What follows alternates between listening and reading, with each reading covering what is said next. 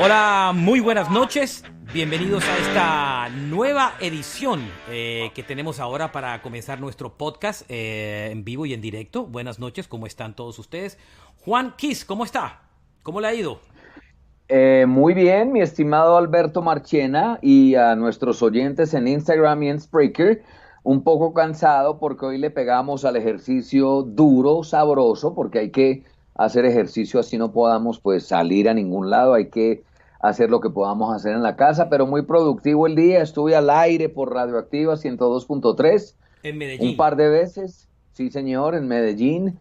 Estuve a las 12 del mediodía y a las 4 de la tarde al aire también, y ahora estoy aquí con usted para rematar bien este miércoles. Perfecto, muy bien. Estamos en vivo y en directo. Voy a agarrar, siempre tengo esta costumbre y es que tomo el celular y le cuento a la gente que estamos en vivo para que la gente sepa que ya están conectados ahí, para que tengan ahí el podcast. Bueno, ¿usted quiere contarnos cuál es el tema de esta noche, Juan?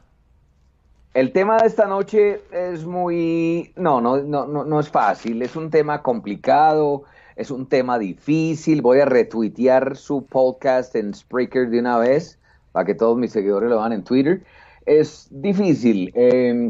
Lo desarrollé en tres etapas. Muy temprano en la mañana, a eso de las 6, tomándome el primer café, me di a la tarea de mirar época por época. Lo hice por descarte, ¿me entiende? Hice listados largos en cada década para seleccionar el que para mí, porque esto es una cosa muy personal, es lo que le quiero recargar a los oyentes, porque hay algunos que se emocionan demasiado y dicen, pero ¿cómo no mencionan este álbum? Lo que pasa es que es una cosa muy personal. Son los 6 álbumes, uno por década, que más significan para usted, que más le gustan. Entonces lo hice por descarte. Hice un listado grande de cada década y fui descartando. Eso es difícil porque primero que todo hay que aclarar que es un disco por cada década. O sea, de los años 60 este fue mi disco rock favorito, de los 70 este mi favorito, de los 80 este mi favorito. Pero adicionalmente a eso, no, son los que a uno le gusta. No quiere decir que sea como el más importante o el mejor o el que haya cambiado la historia del rock. El que personalmente a uno le gusta de esa década. Puede que haya sido una década que uno no haya vivido. Yo, por ejemplo, la década de los 60 pues no la viví, pero puedo decir que sí hay discos de esa década de rock que específicamente me gustan. Y de eso se trata el programa, escoger un solo disco por década, y es todo un reto poder hacerlo porque toca descartar por encima de todo. Pero a los oyentes pueden participar, nos pueden enviar sus comentarios vía Twitter a Juan Kiss 67 o Marchena JR, o si los mandan a los dos juntos, pues muchísimo mejor. Y también si están conectados en el live a través de Spreaker, lo pueden hacer. Tal vez escribirlos por Instagram es un poquito más difícil porque la lista es larguita, pero sí pueden comentar y mandarnos saludos a través de Instagram. Estamos conectados a ambas cuentas, o sea, ustedes pueden entrar por Juan Kiss 67 o por Marchena JR como tal, ¿cierto? Me preguntan, por ejemplo, en Instagram, que lo que pasa es que en Instagram es muy difícil leerlos porque Porque se entran va y muy entran y rápido. entran constantemente. Que cómo hice para seleccionarlos, ya lo conté, lo hice por descarte. Hice un listado de los que más me gustan por década y fui descartando. ¿Cómo fui descartando? ¿Cuál es el álbum que más me movió, que más significó, que más cambió mi vida, que más me soñé y que más escuché? Esos fueron los parámetros para Yo elegirlos, lo hice y fue duro, pero aquí estoy. Yo lo hice de manera diferente. Yo tomé las listas de los discos más importantes, los 100 discos más importantes por década que hace Rolling Stone. Y de ahí, de todos esos 100 discos, empecé a recordarme de álbumes hasta que encontré el que más me gustaba en cada una de esas décadas.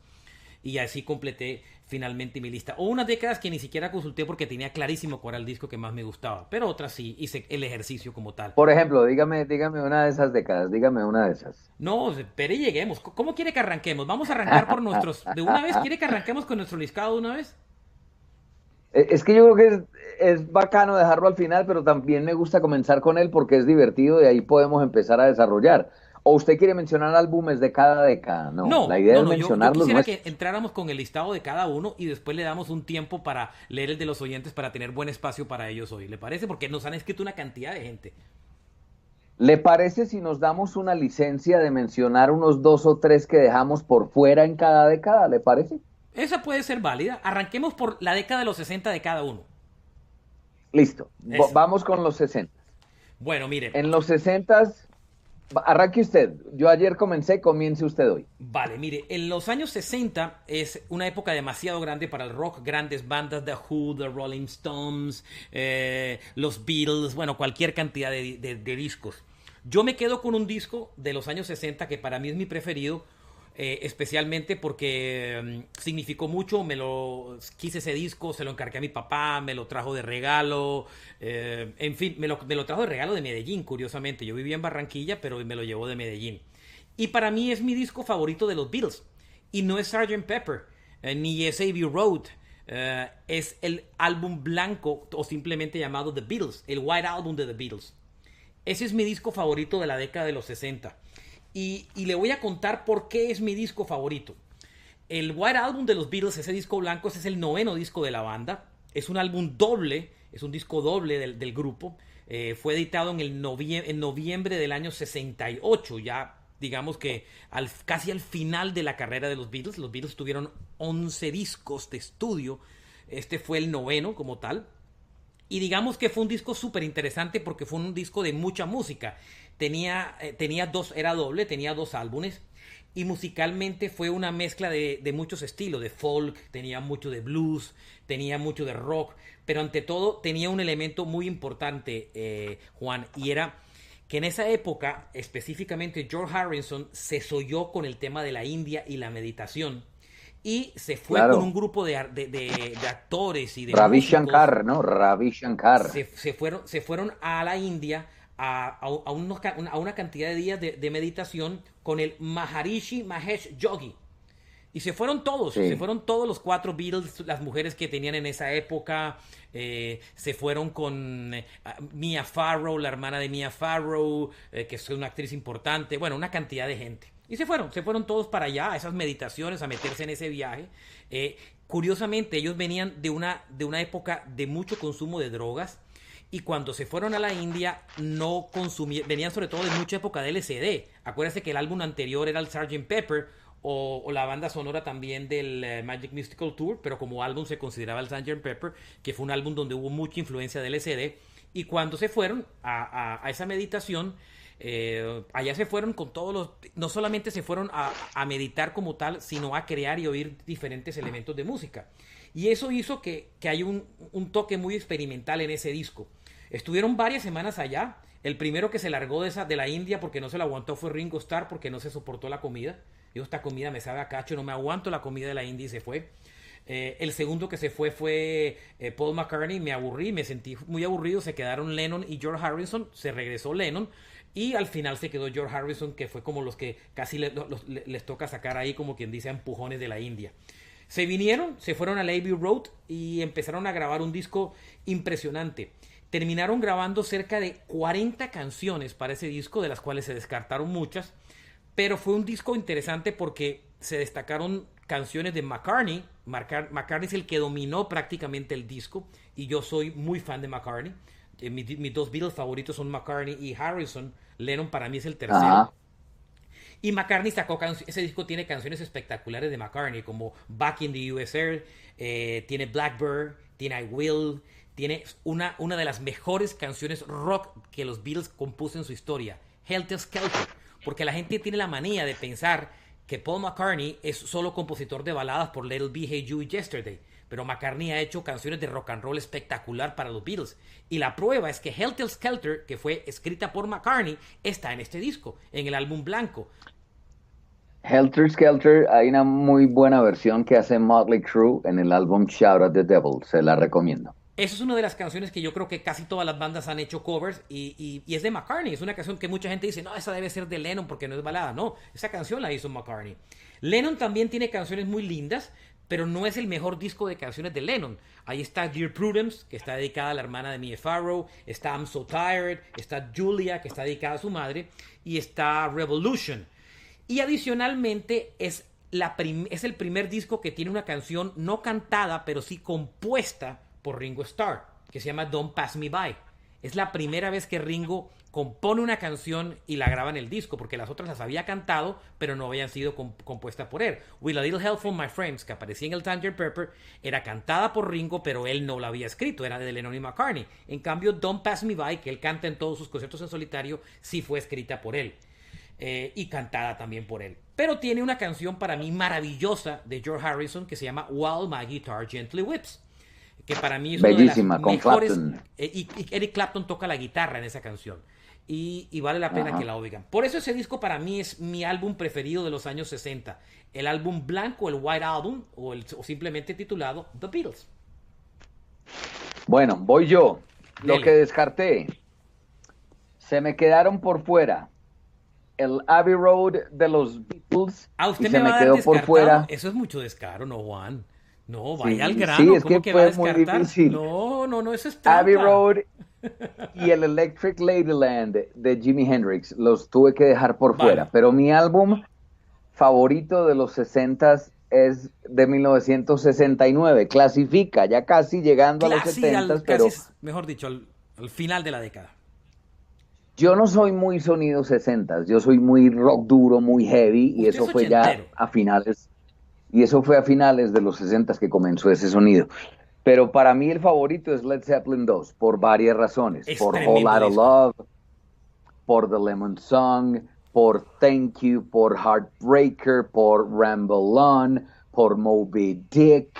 Ese solo de batería en vivo de Moby Dick de John Bonham me parece brutal. Ese álbum de Led Zeppelin, ¿por qué? Porque para mí, vuelvo y le repito a usted y a los oyentes, yo soy un guitarrista frustrado. Para mí, el núcleo central, lo que más me gusta, lo que más me divierte del rock and roll es la guitarra. La guitarra para mí es el paraíso. Y Led Zeppelin es muy guitarrero por Jimmy Page.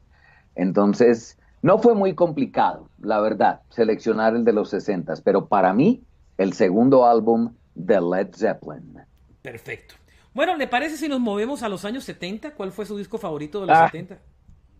Dura esa, O voy dura. yo, venga, voy yo. Para ir como uno y Dele.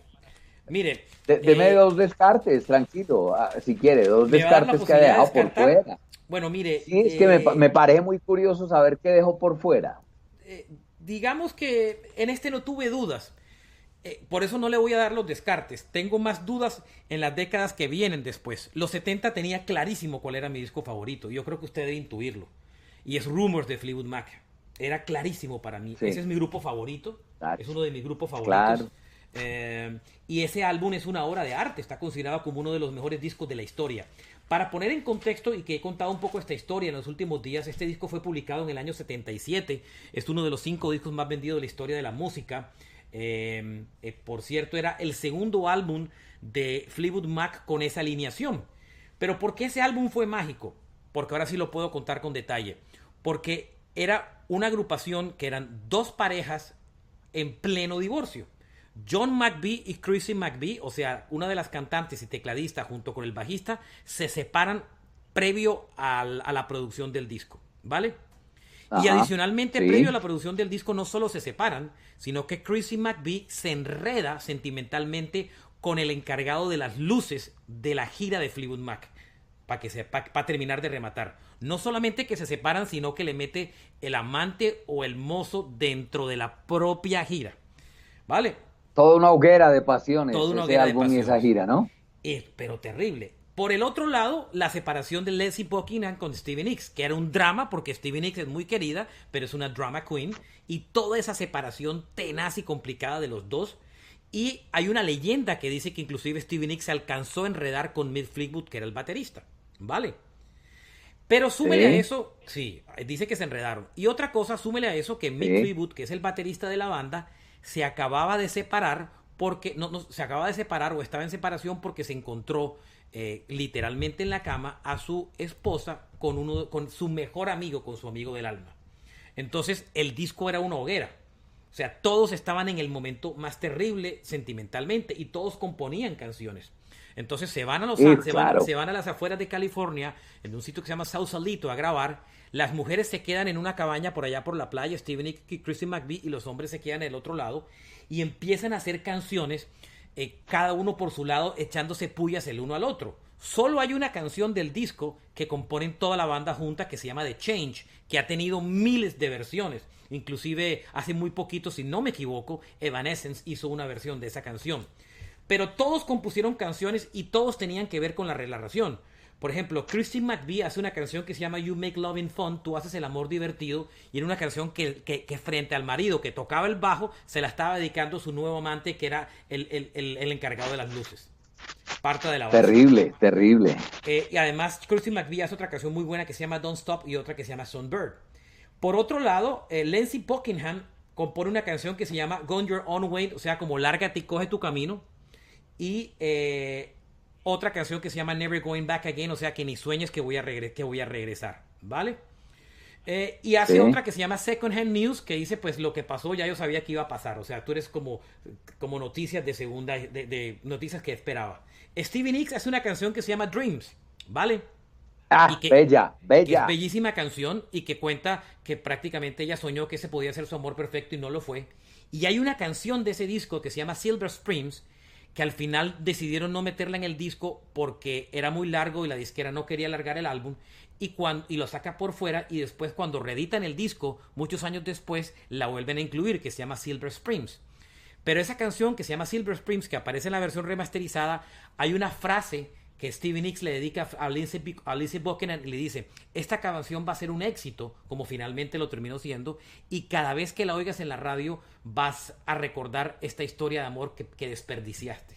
O sea, el disco era una batalla campal sentimental, era una novela, como quien dice, de mexicana en toda su dimensión. Un disco cargado de alto consumo de cocaína. Estaban estos perdidos en la droga y en la cocaína en esa época. Las sesiones de grabación fueron costosísimas. Pasaban todo el día de fiesta, consumiendo, y finalmente en la noche, como a las 2, 3 de la mañana era que grababan, pero grabaron el mejor disco de rock que muchos consideran de los años 70, el Rumors de Fleetwood Mac. Además es un disco que ha pasado de generación en generación. El otro día estaba oyendo a muchos músicos, inclusive a músicos actuales, y dicen que uno de sus discos favoritos es Rumors de Fleetwood Mac. Por eso a todo el mundo le recomiendo que ese disco vaya a su plataforma de streaming y óiganlo y escúchenlo, porque es un disco espectacular en su composición. Juanito, ahí lo dejo. Voy yo. El descarte. 3 muy difíciles. Se quedó por fuera el debut de Van Halen, 1978. Le debió costar mucho trabajo. Mucho. Se me quedó por fuera el primero de Boston, que me parece una absoluta maravilla. Se me quedó por fuera Master of Reality de Black Sabbath. Se me quedó por fuera Led Zeppelin 4. Pero mi álbum favorito de los 70s es muy similar a su decisión. Ok, perfecto. Iba a intentar adivinar, pero... ¿Qué iba a decir? A ver, intente, diga. ¿Black Sabbath? No. Ups, ¿qué es entonces? Kiss, el álbum debut de Kiss. ¿El debut? Que para mí el Destroyer? El debut. No, el Destroyer no es de mis favoritos, si quieres saberlo de una vez. Vea, qué raro, porque es considerado el mejor disco de Kiss, por los críticos. Los críticos no, Kiss, mentiras, es por generar aquí polémica. Pero mi disco favorito de los 70s es el primero de Kiss. Hay 3 o 4 canciones que se les quedaron a Gene Simmons y a Paul Stanley de una banda anterior que se llamó Wicked Lester. Pero ese álbum es maravilloso porque tiene canciones como Strutter, Nothing to Lose, Firehouse, Cold Gene, está Deuce. Ya le he mencionado 5 canciones que son obligadas en todos los shows de Kiss. Y están todas en el mismo álbum. Ese álbum tiene un sonido muy callejero. ¿Por qué? Porque ellos cometieron un error muy infantil. Se recolectaron una platica entre todos, Paul Stanley, Gene Simmons, Peter Criss y Ace Frehley, y con esa platica pagaron el demo que llevaron a Casablanca Records. El demo les valió una plata significativa. ¿Sabe por qué? Porque el productor fue Eddie Kramer. Eddie Kramer trabajó con muchos famosos de los años 70. Entonces, la platica que tenían se les fue en el demo. Se quedaron sin plata cuando Casablanca Records, con el liderazgo de Neil Bogart, dijo, esta banda es interesante, vamos a firmarla. Porque Bill Aucoin, el que decidió ser el manager de Kiss, una vez se acercó en un teatro que se llamaba el Popcorn y le dijo a Gene Simmons, yo puedo hacer de ustedes la banda más caliente del planeta, por eso the hottest band in the world. Y ellos le dijeron, adelante, somos todos suyos. Bill O'Coin los llevó a Casablanca, les consiguió el contrato con Neil Bogart. Usted sabía que Casablanca era un sello disquero naciente, apenas tenía dos artistas. Kiss era uno. ¿Sabe cuál era el segundo? Donna Summer. Sí, señor, Donna Ah, Summer. claro. Esos Y eran era un los dos sello únicos disquero muy artistas que disco, era, tenía. sí. Y ese catálogo lo terminó comprando Pequeño. después Universal Music, que se quedó con Casablanca. Lo intentaron revivir unos años después y no lo lograron, pues porque... pero era un sello disquero que yo conocí por Kiss y que después conocí también por Donna Summer. Ese álbum suena a calle. Lo produjeron los que no eran los indicados, pero suena maravillosamente bien. Es la magia reunida en un solo álbum. Mi álbum favorito de los 70 es Kiss, el álbum debut. Perfecto.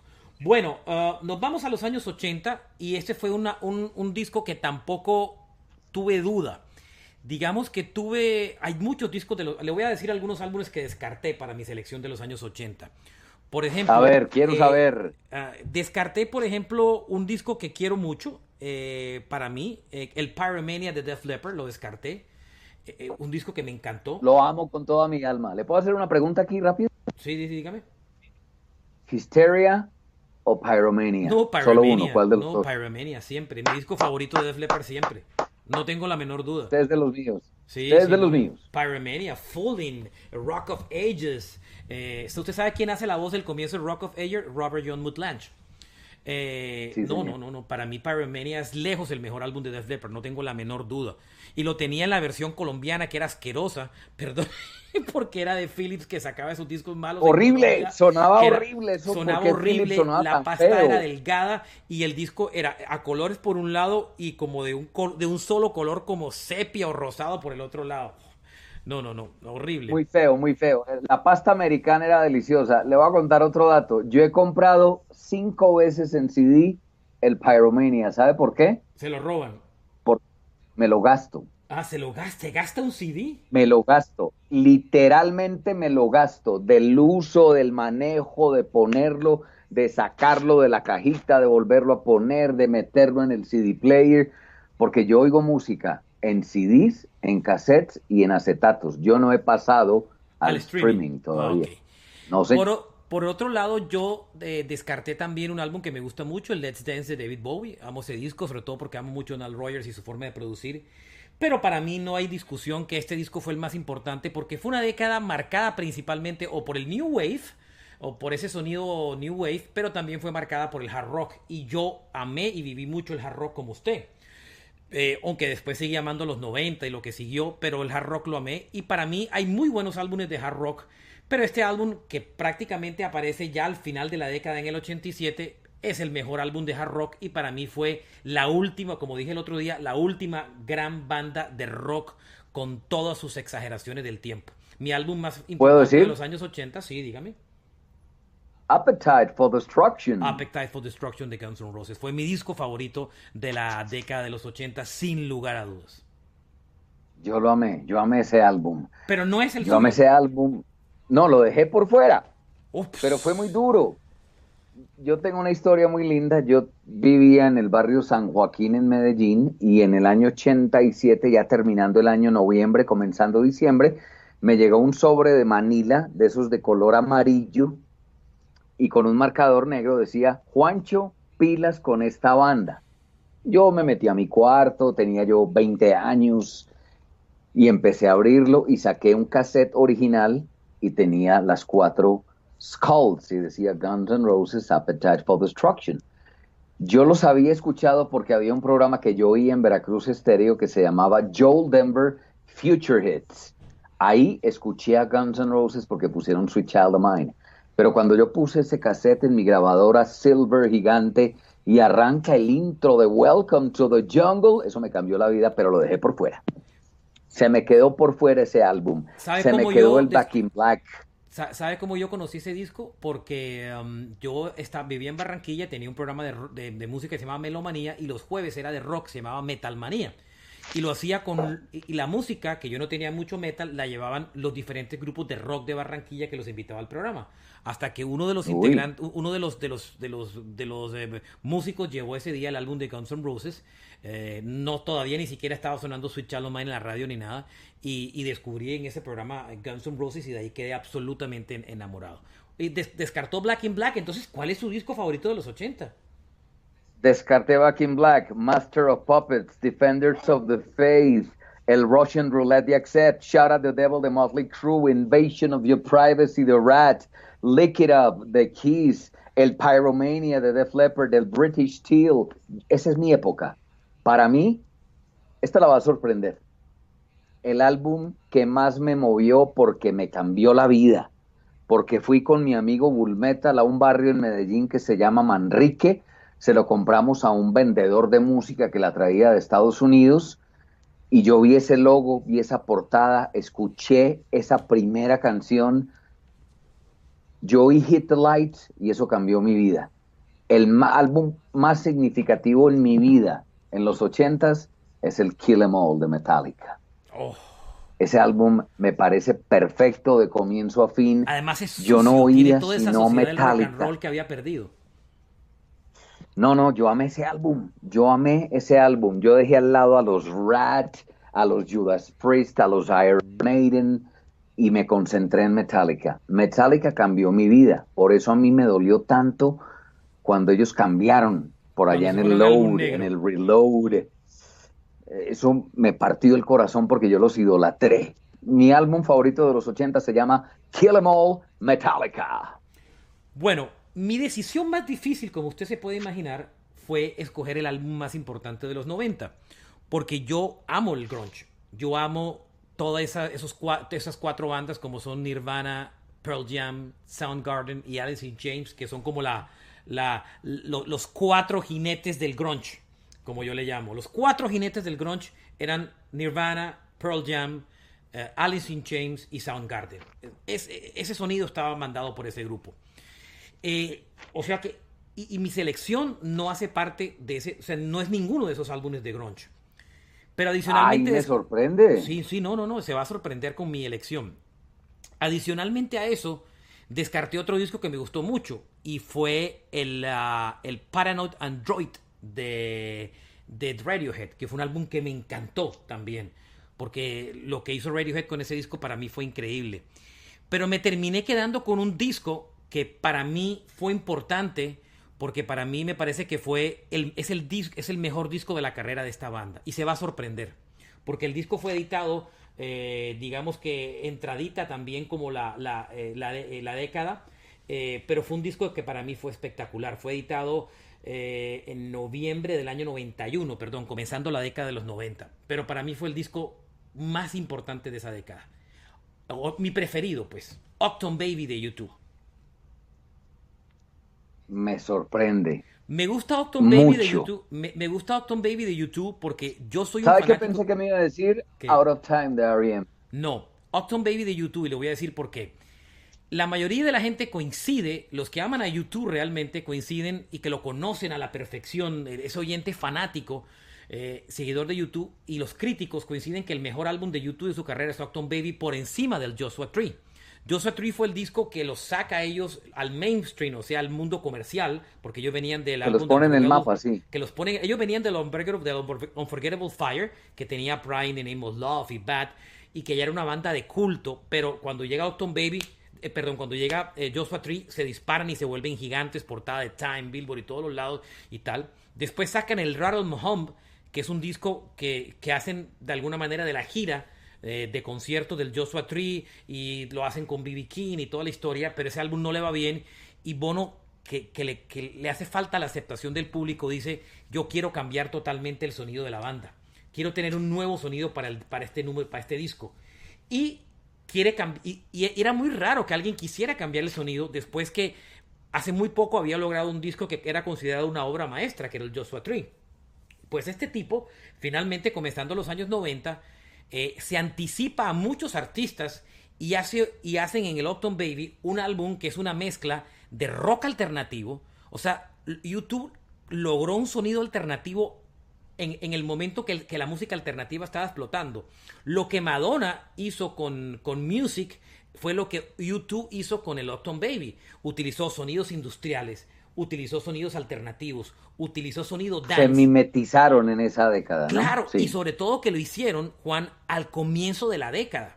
Entonces, para una banda que venía de tener una fórmula exitosa, rompen todo y hacen un disco que cuando lo empezaron a crear hubo muchísimos problemas porque la gente no podía, o sea, los mismos integrantes de la banda no podían entender que estuvieran cambiando el sonido del grupo cuando estaba funcionando tan bien. Entonces crean este álbum que es esa mezcla de industrial, de electrónica, de todo, al comienzo de esa década y hacen un disco increíble. Canciones como, me acuerdo que la canción que abre el disco es una canción rarísima que se llama The Fly, que ustedes se acuerdan que la cantaba The con una cantidad de efectos y eran unos pies que le agarraban la cara por los lados, ¿se acuerda?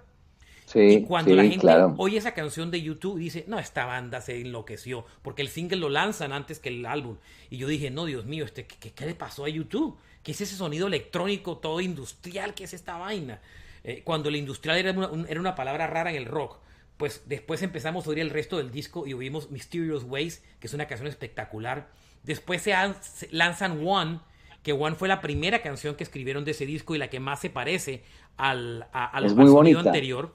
Y tiene es Even muy Better Than the bonita. Real Scene, Who's Gonna Ride Your Wild Horses. Para mí es una obra de arte.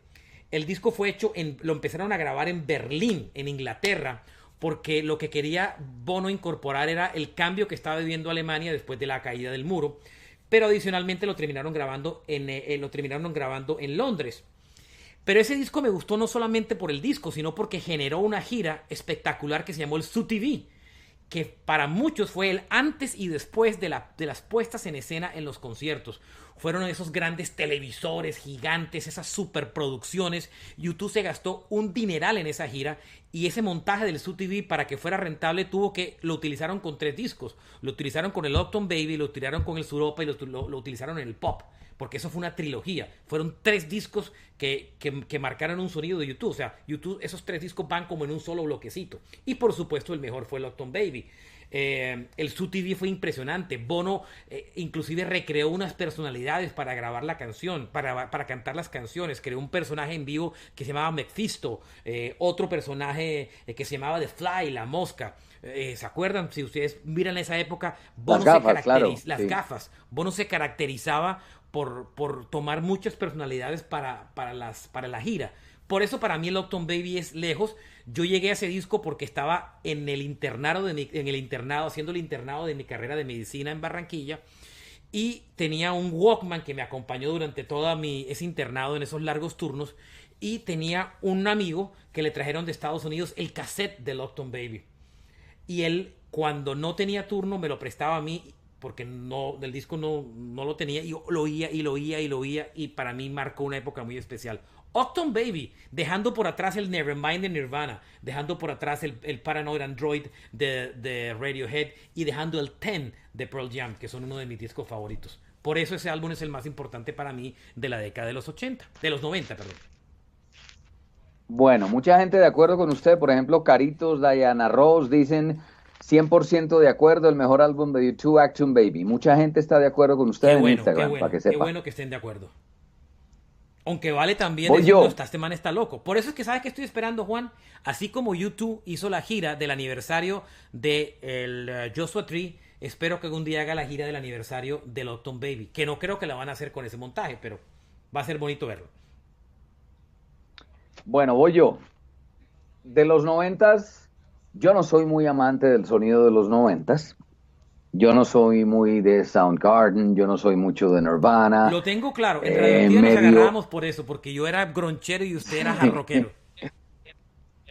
medio digerí y alcanzó a agradarme mucho Marilyn Manson, alcanzó a agradarme mucho Orgy, me gustó Rammstein por el sonido de guitarras, pero yo la tuve un poquitico más clara, pero dejé algunos por fuera, porque los 90 tuvieron bandas de las mías. Por ejemplo, Los Illusions de Guns N' Roses se me quedan por fuera.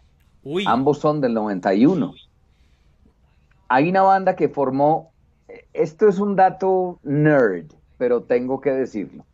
Neil Schon con Jonathan Cain formó una banda después de Bad English. La banda se llamó Heartline, Ah, con no un par sabía. de Yo pensaba que se iba a hermanos referir a Bad eh, English. de, no, un par de hermanos de ascendencia italiana de apellido Gioli, y la banda se llamó Heartline. Esa época, Alcanzaron a publicar 2 álbumes. esa época estaba detenida porque Journey se había desintegrado, Steve Perry había dejado el Sí, grupo y Kane y Neil Young quedaron como desparchados. Entonces Alban Bad English, que tenía como vocalista a John Waite, que venía de The Babies de tocar con Jonathan Kane, que era el vocalista de The Babies, y tiene como baterista a Dean Castronovo, que después se convirtió en el sí. baterista de Journey antes del regreso de Steve Smith. Hardline es una gran banda que grabó un primer álbum que se llama Double Eclipse. Es una banda de rock duro ¿Ese es su de disco lo más favorito de los maravilloso que he 90? escuchado en mi vida. No, señor, ese Ah, se me ok. quedó por fuera, quería reseñar. Ah, bueno. Se me queda por fuera el For Unlawful Carnal Knowledge, el folk de Van Halen, que tiene canciones maravillosas como Right Now, por ejemplo, que es una canción muy distinta de Van Halen a piano. Tiene canciones como Pound Cake, se me queda por fuera. Se me queda por fuera el Detonator, que fue un álbum de Rat maravilloso. Y se me queda por fuera, este la va a sorprender, un álbum de los 90 que me gusta mucho, porque me gusta mucho el baterista y el sonido de guitarras. Me gusta mucho el Ten de Pearl Jam, Tremendo también lo disco, dejé por tremendo fuera. disco. Mi álbum favorito de los 90 es de 1990. Es de la segunda banda que más amo en mi vida. Es un álbum que tiene canciones como Painkiller, Hell Patrol, All Guns Blazing, Leather Rebel, Metal Meltdown, Nightcrawler. No tiene ni una sola mala. Se llama Painkiller y lo hace Judas Priest. Estrenaban baterista, una máquina que venía de una banda que se llamaba Razor X, se llama Scott Travis, que le mete un doble bombo brutal a Judas Priest. Judas venía de un par de álbumes que no funcionaron muy bien, que fueron el Ram It Down, que es del 87, y el anterior que se llamó Turbo Lover, porque Judas Priest tuvo una seguidilla maravillosa desde 1980. British Steel, Point of Entry, Screaming for Vengeance y Defenders of the Faith. Pero perdieron un poquitico de power con el Turbo Lover, lo recuperaron con el Ram It Down, pero sin la misma calidad, pero con ese Painkiller, Marchena y oyentes, la sacan del estadio. Mi álbum favorito de los 90 se llama Painkiller y lo hace Judas Es Priest. una, es una extensión, digamos que, fíjese que coincidimos en algo. Para usted ese disco de Judas Priest es una extensión de los 80, pero digamos que para mí YouTube es una Sí, extensión de los 90, pero con un sonido diferente. Bueno, vamos al álbum de los 2000. Digamos que ese es un terreno donde de pronto usted lo voy a poner incómodo, pero no sé, mire, yo sí. de la década del 2000 al 2010 estaba al frente de Radioactiva, que la Planeta Rock, que la tomé en el 98, sí, creo que 98, 99, algo así, 99. Y a mí me tocó encontrarme en la mitad dirigiendo Radioactiva, me tocó irme de unas vacaciones a Estados Unidos y ver que estaba todo el sonido del rap metal o del new metal disparado. Todos los sonidos de Korn, todo lo de Sí. Limp Bizkit, todo Kid Rock, y yo amé ese movimiento. Yo me acuerdo que era muy fuerte porque la emisora no sonaba tan fuerte, y cuando llegué a Bogotá yo dije, creo que vamos a reuní a toda la gente del equipo y le dije, miren, esta emisora, miren para dónde la vamos a voltear, este es el sonido, el new metal es el nuevo sonido, oigan cómo suena y vamos a sonar new metal a partir de este momento. Y en una sola semana metí 6 canciones que dieron toda la vuelta a la programación de Radioactiva, y chistosamente ¿En cuando qué año fue que 90 volteó la y, emisora? ¿Qué año? 90 y, o sea, que metí el new metal como 99 más o menos. Fue cuando, fue Que cuando el, también, que también llegó ese coletazo a Medellín, porque en Medellín también lo hicimos, ¿no? Claro, por supuesto, estaba Gabriel Posada por esos lados. Y exactamente fue cuando Korn publica su álbum 98, es exactamente eso. Pues cuando volteamos hacia el New Metal. Entonces para mí el New Metal es importante, pero cuando llegué al 2000, sin lugar a dudas, me quedo con un álbum que es uno de los discos, es el segundo disco de rock más vendido en los últimos años. El disco de rock más vendido en los últimos años es este disco. O sea, el último gran álbum de rock en ventas es este álbum. Y es el Hybrid Theory de Linkin Park. Es mi disco favorito. Año 2000. Año 2000. Además lo hacen comenzando la década. Me encanta ese disco. Usted sabe que dato curioso, si usted se acuerda de la portada de ese disco, aparece un soldado con unas alas de libélula, ¿cierto? La Sí, razón señor. de esa portada de ese disco es porque era la forma del grupo poderle transmitir a la gente que el álbum tenía su lado muy duro, que era representado por el soldado, y tenía su lado muy suave o melódico, que era representado por las alas de la libélula. Esa era la razón de ese personaje en la portada del disco. Es un álbum fantástico, es un álbum que es el álbum debut, por cierto. Apareció en octubre del 2009, Don Gilmore era el productor. Las letras del disco están basadas en los traumas que Chester Bennington arrastró desde su infancia, como haber sido abusado y más.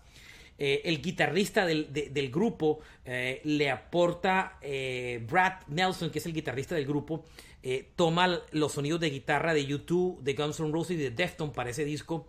Mike Shinoda se trae todo el rap de The Roots y todas esas bandas para el disco y crean una mezcla explosiva de rock, electrónica, sonido del hip hop. Es una mezcla espectacular y logran un álbum que para mí es una obra de arte. De ese álbum sonaron One Step Closer, sonaron Crawling, Paper Cut, Runaway, Pawns of Authority.